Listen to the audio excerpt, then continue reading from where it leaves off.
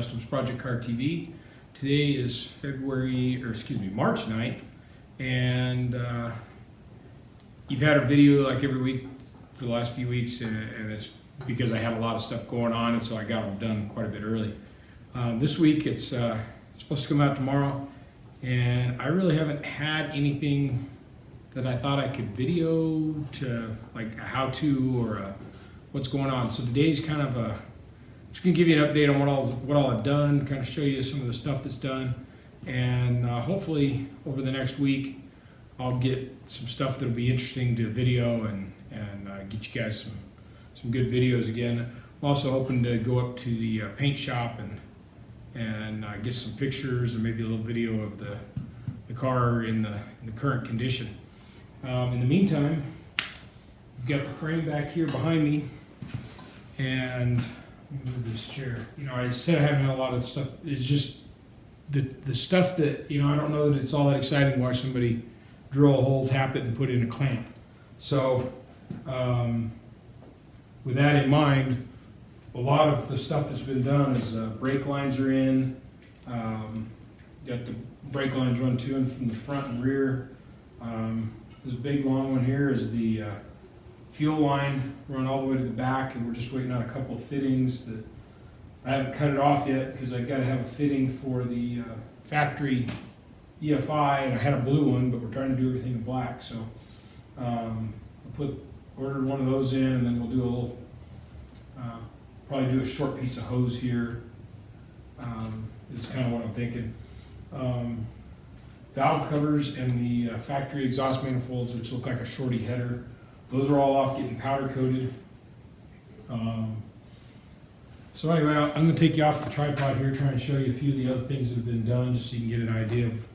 I've been busy, just not sure it was super exciting to watch me do it.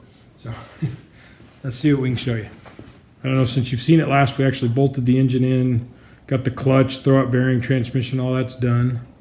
You can see the brake line running right along the lower frame rail there. Goes up and over and then inside, and then there's another one running across that cross member under the front. We got the drive shaft in, and let me switch sides here so the sun's not blinding you. All right, so still have to I ran out of clamps, so I still have a couple clamps to do on the fuel line, and it'll kind of tuck in real tight here, and then this will get cut off on the end when I figure out the exact length. Otherwise, fuel line is all in there. We're missing one fitting here for the where it meets the fuel filter.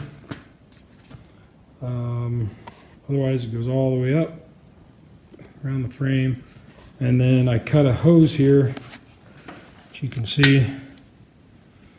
Cut that hose, and I think I'm just gonna may end up shortening it yet, but my idea is I'm going to come in here. Sorry for the camera. I come in here and cut probably part of this corner off, and just do that flex line there so that the engine can vibrate a little bit without moving the fuel line constantly. On this side, did get all the air lines run, so if you can see right along there, you can see it coming out of there, runs along there, runs across, and it runs all the way down the inside of that frame rail, back up and over, and then it drops off, and there's a coil of hose back there for the air tanks. Still have to run the other side, but biggest part usually is just trying to figure out where you're going to put it, and then, you know, drilling and tapping the holes is not that big a deal. Laid out the emergency brake cables last night, so where they're crossing right there above the drive shaft, that's about where they're going to have to get cut off and the tabs put on. So got that to do yet, and just had to order in some shorter brake hoses for the rear. So you can see where there's tape on here on the caliper, and the hose is laying there. Well, the hose is about, I don't know, 18, 20 inches long, and you can't really see it from there. But I'm going to try this other angle. Okay, right there. So you can see on that T where it drops down for that side, and then the other one comes around to feed the right brake. Well, that hose is like 20 inches long, and right now the axle's at full droop, and it needs to be, well, they needed to be 11 inches long was ideal. So that and everything came with straight fittings, so I bought some 90 degree and 45 degree fittings so that we could try and make the angles a little better for coming out towards the wheel. I got some shorter lugs in. I had 3-inch lugs back here. Got some short ones, put those in. And yeah, that's we had to pull the supercharger. For any of you who follow us on Facebook, you saw some pictures of the supercharger off the engine.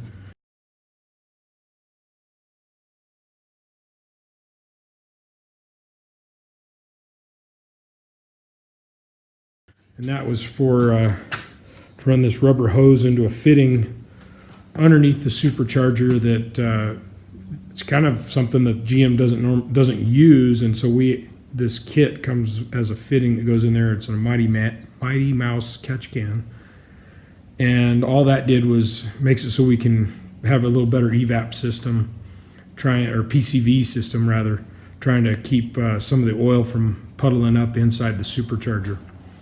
And making for a smoky mess. So anyway, I know I'm kind of describing a lot of things, and that doesn't look like a terrible amount, but there was a lot of hours in it, running lines and trying to figure out the routing, and because as big as the tubing and the box tubing and everything is on this frame, it eats up a lot of space, so it's real hard to find space to actually run a brake line or a fuel line. So we finally found enough spots. Anyway, I think that's that. The other stuff I've been doing is out by the shop, so let me take you out. Those of you who don't live near me and haven't seen it, the shop is basically a complete shell. All the doors are on. Of course, this is the building that we talked about in the past that got to come down to provide us a driveway, but that's yet to come. So let's go in the door here. So this is actually just skylights on in here. It's got 8 skylights, and that provides all the light right now. Had to pack some stuff away in here. Some of the toys, Mustang.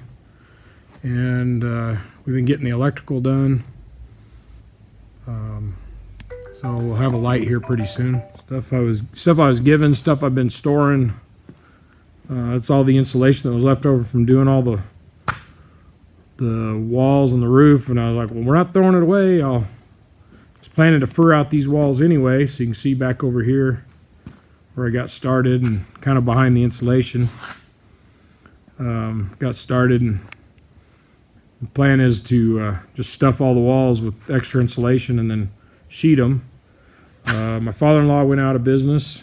He retired. He's 87, so he finally took a chance to retire, and that was his plasma table from his shop. So I inherited a lot of his equipment, and one of my kids moved out of their apartment, and they needed a place to store their furniture, so I inherited that.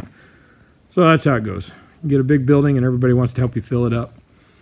Anyway, that's where the shop is at. Hopefully get a chance to start working out of here this summer. And like